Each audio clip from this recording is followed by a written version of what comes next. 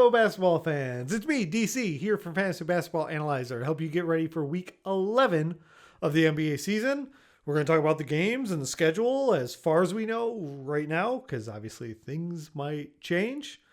And I'm also hoping you guys that celebrate Christmas are having a Merry Christmas. I got me and Thanos here and matching Christmas sweaters just for fun, just for you guys.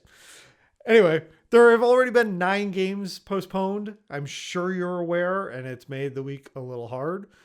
In weekly lock leagues, it's harder to win because you lose games, but it's almost less stressful because you don't have to be on top of it. But we're going to go with what we have now to help you get ready. We're going to hope for the best.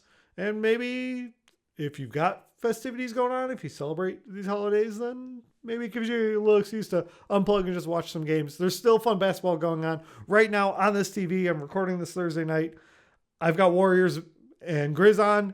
It's a really fun game, but I got to record this video because we got a busy schedule. So let's get into it. When we look at pace and defensive efficiency, again, we're far enough into the season that there's not many surprises here. You want to attack Charlotte, Sacramento, Houston, Orlando, and then Atlanta and San Antonio are on the edge. They've popped up a little.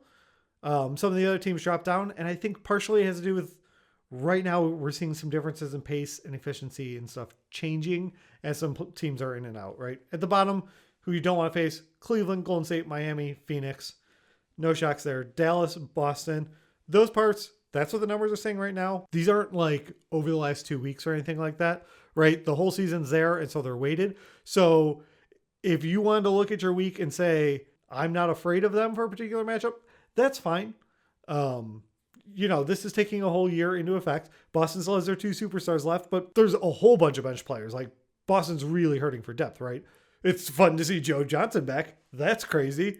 But, it is what it is as far as that goes. But it's not just like, oh, there's bad defense, but also the pace changes if they're not the guys that all play together. So I'm just sticking with these numbers. They might fluctuate a little, but everything's fluctuating a little. We're going to take this and apply it to the Week 11 schedule and see who's got some good matchups. As it stands right now, we've got 3 teams with 2 games. Detroit, New Orleans, and Philly. Will more teams join them if something gets postponed? Maybe, but that's where we stand right now. 12 of the teams have 3 games. 15 of the teams have 4 games. Pretty evenly split. That might fluctuate, but that's what we're going on now. It's worth noting that Memphis has 5 games the next week, January 3rd through the 9th. It's a 5-game week. So they got a little gap there at the end of the week.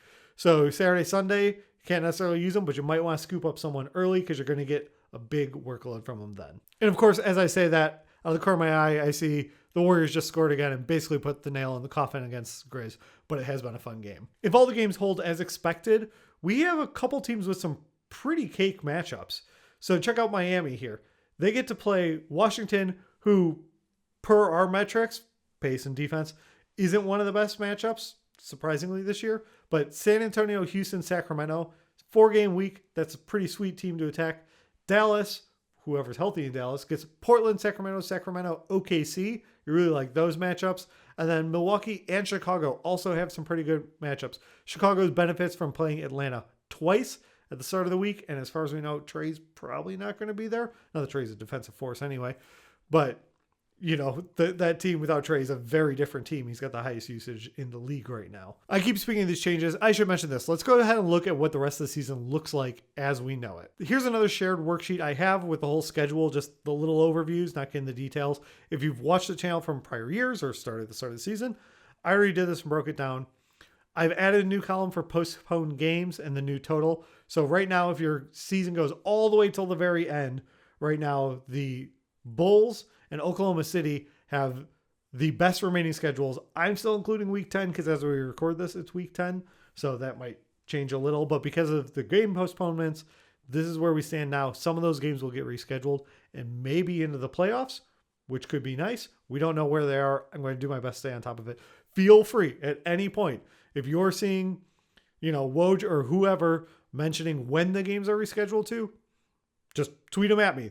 Leave them in the comments below. Help me not miss it. That's totally fine. I'm going to stay on top of it. But as more and more stuff moves and the schedules shuffle, it will get weird, and it'll be a community effort to make sure that we can prep for those things. If you don't have the link to this worksheet and you want it, go ahead and hit me up in the comments below, and I'll be sure to post it in case I forget. I also want to mention I've been reluctant prior that I always go by the NBA weeks because there's that week 18-19 is the All-Star break and most of the platforms join it. I've gotten enough feedback from you guys that seems like, all the major Yahoo, Fantrax, ESPN, all these providers do combine it. So I adjusted all the schedules. It's called week 18 a double week. Even though things like Yahoo, you can change it and stuff, I have updated all the numbers. There are tabs on the bottom of this worksheet so you can check your playoff schedule. If your playoffs are a different week that do not correspond to what I have, let me know. I will make a custom tab for you because if your league does it, someone else's league probably does it too, and I want it to be there for everyone. Getting back to the normal things, we're looking at the back-to-backs now. Let's start with the negatives or concerns that we might have. Connolly, yes, he does have a back-to-back. Horford, no. Also, he's in the protocols right now, but based on the date he went out, assuming he's feeling well and 10 days will have passed, he'll probably be back by then. But this is me trying to look into my crystal ball a little bit. Embiid, no back-to-back, and he only has 2 games anyway, so he's definitely going to play those. Lowry, yes, he has a back-to-back, and he's got 1.5 back-to-backs. And by that, I mean he definitely has a back-to-back in the week, Washington, San Antonio, and then at the end of the week, Sunday, he plays Sacramento as the start of the back-to-back. So if Miami has enough guys, he may get a little rest here. Eric Gordon, yes, and he has 2 back-to-backs. Houston's 4 games have a double back-to-back set. Now, he has played in some back-to-backs, but also on the 22nd and 23rd, I'm referencing, but he also regularly sits on them. And if there's a double in this week for Houston, he's probably going to miss something. And Dinwiddie, no back-to-back. He hasn't been playing great, but he did just have a great game against the Knicks, so hopefully he's out of that funk. Not great to see him not score any points. Feel bad for the Dinwiddie manager. On the upside, the back-to-backs are spread out in a pretty interesting way, so there's a lot of ways you could try and attack, start a week, end of the week to make some 4-game schedules. Sacramento's got 2 early, and then San Antonio's got 2 late, so you might be able to patchwork together with, a single move in there to get someone and create a 4-game week where it might not exist, although both those teams have 4 games, so maybe I didn't perfect this example. Let's go ahead and look at streaming because that's really where you're going to get some extra games. So as it stands, it's a pretty good week for streaming. Monday's got 7 games.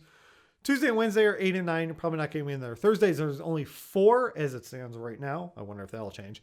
Friday's got 10. Saturday's got 6. Sunday's got 7. So we got 4 streaming days: Monday, Thursday, Saturday, Sunday. Now, if you're in a weekly lock league, like I already said, 15 of the teams have 4 games, so you've got literally half the league to choose from.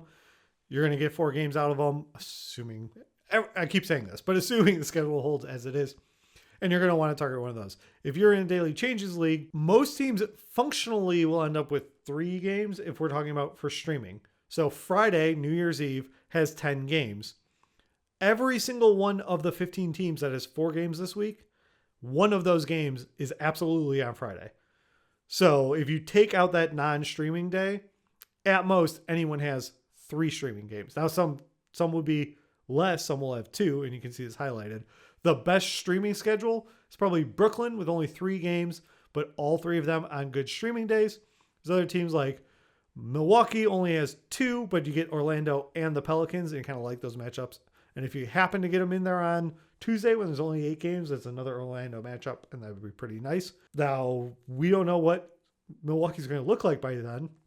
Hopefully Giannis will be back, and that might poo-poo all the new excited Cousins owners. And we don't know, and we'll talk about that more in the waiver show. Otherwise, from the high level, Brooklyn is the best with 3 games. All the rest of the teams that have good streaming days have at least 2, or I didn't highlight them. The link is down below for you to check out the worksheet. If you got questions, comments, leave them down below. Otherwise, we're in it together. Hope you're having a happy holiday if you celebrate, or at least you get downtime if you don't. Or if you're working, I hope you get some holiday pay. I'll be back as soon as I can. Be flexible with me on the waiver show because it is the holidays and we got a little bit of travel, but I won't forget about you guys. Thank you for watching. Hope it's going all right for you in week 10. Good luck winning your week. Thank you so much for watching. If you've made it this far, please hit the like button and leave a comment down below. It helps me grow the channel. If you want more videos like this, hit subscribe or even the little bell will give you alerts, and I'll be back soon with another video for you.